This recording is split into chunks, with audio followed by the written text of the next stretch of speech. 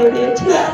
স্বামী আজ আমার আলম কলম জামাল 3 দিন খানা সন্তান খোদার জ্বালায় কান্না করতে করতে তারা ধুলাই পড়ে ঘুমিয়ে গেছে, জানো না? তাই তাদেরকে কি করেছি জানো? কি করেছে? তাদের ওই খোলা থেকে তুলে আমি তারপর তার চাটাই শুয়ে দিয়েছে। তাদেরকে সরিয়ে যদি আমার এই জায়গায় খারাপে তুলতে যায়, তারা যাবার জেগে যাবে আর বলবে মা মা আমায় খেতে দাও খেতে দাও। আমি যে শুইতে পারবো না গো স্বামী, আমি যে পারবো না পারবো না। ওরে ভুলাতে রেখে জাদু তুমি তুলে দাও না চাটাই খানা, ওরে তুলে দাও না চাটাই খানা, তুলে দাও না চাটাই খানা, তুলে দাও না চাটাই খানা, ভুলাতে রেখে জাদু তুলে দাও না চাটাই খানা, ভুলাতে রেখে জাদু।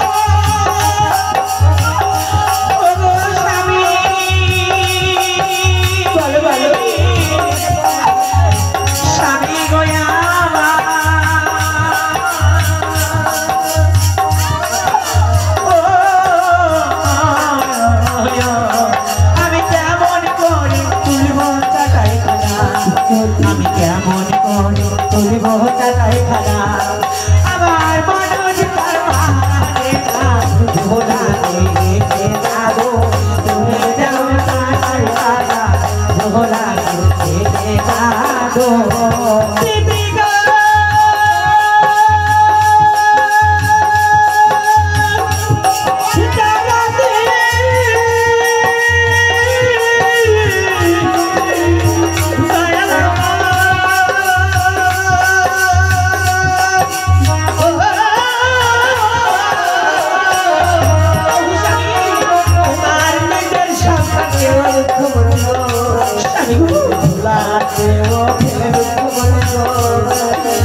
তুলে দাও না চাটাই খানা, ভুলাতে রেখে যাবো, তুলে দাও না চাটাই খানা।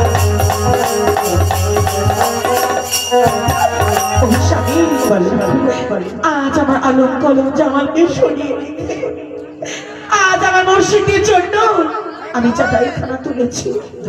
চলো না স্বামী, এবার আমরা দুজন মিলে আমাদের মুর্শিদকে আমরা ঘরে নিয়ে আসবো। হ্যাঁ খুবই এসো বাবা মুর্শিদ।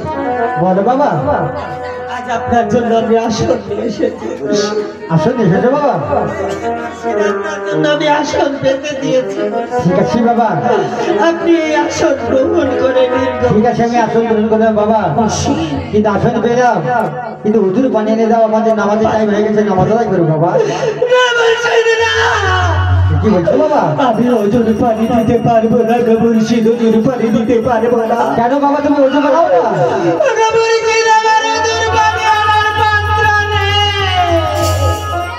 বাবা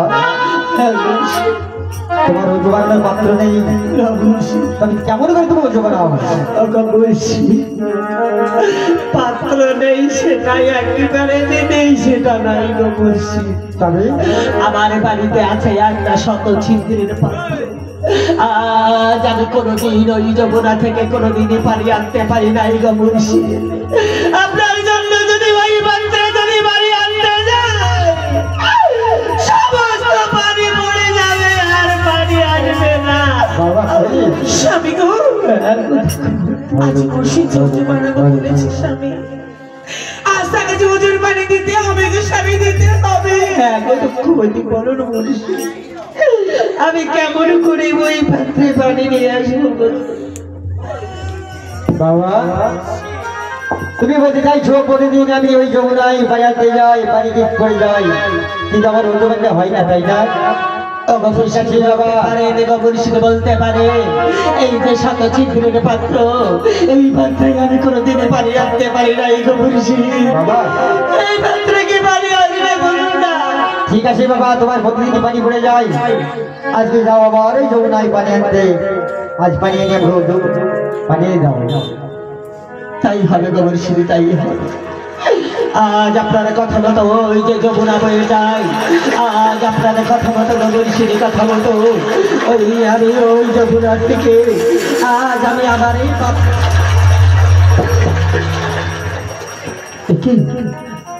এই পাত্র থেকে এক ফোঁটা পানি পড়ছে না গো। এ কি আমার মুর্শিদের কৃপা? আমি যাবো ওকে দুঃখ বুঝে দেখো না স্বামী, এই পাত্র থেকে এক ফোঁটা পানি পড়ছে না গো। স্বামী না, এই যে আমাদের মুর্শিদের কৃপা গো স্বামী, এই যে আমাদের মুর্শিদের মুর্শিদ, এই নিন আপনার পানি। পানি পেলাম বাবা, একটা টুকরি পর্যন্ত টুকরি এনে দাও বাবা। স্বামী গো, আজ আমাদের মুর্শিদ ডুববে। হ্যাঁ বাবা, আমি ডুবে দিতে পারবো না। আমার টুপি নেই গবরশির টুপি নেই। কেন বাবা? তুমি নামাজ আদায় করো না? করি বলছি কেমন করে তুমি নামাজ আদায় করো বাবা?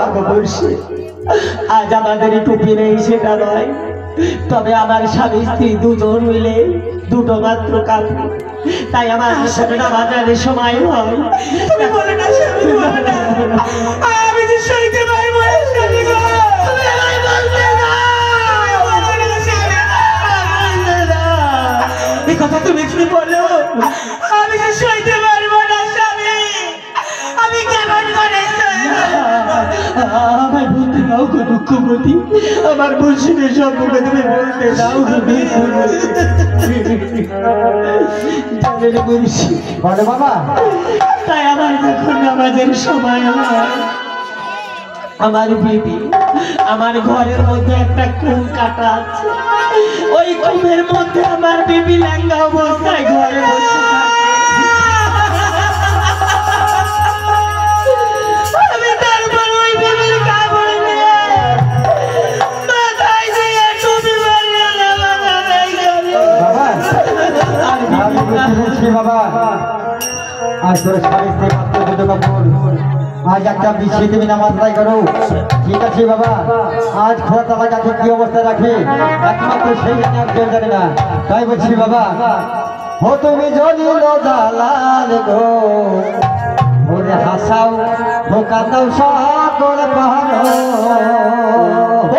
তুমি জ্বলিল জালাল গো, হাসাও কাঁদাও সকল পাহাড়, তুমি জ্বলিল জালাল গো, সকল পাহাড়।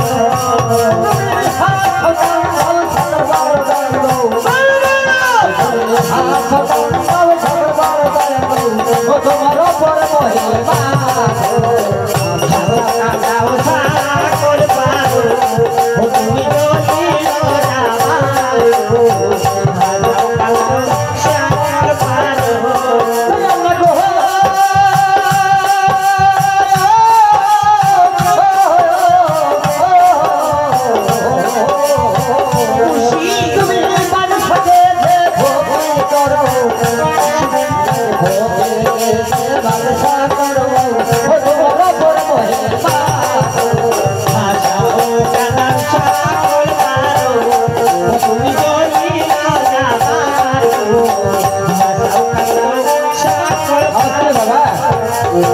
বাবা, আমি একটু বিশ্রাম করি, আমার জন্য সেবার ব্যবস্থা করে দাও বাবা। বেশ তাই আমি হয়। আসি বাবা। আসুন বলছি আজ আমার মুর্শিদ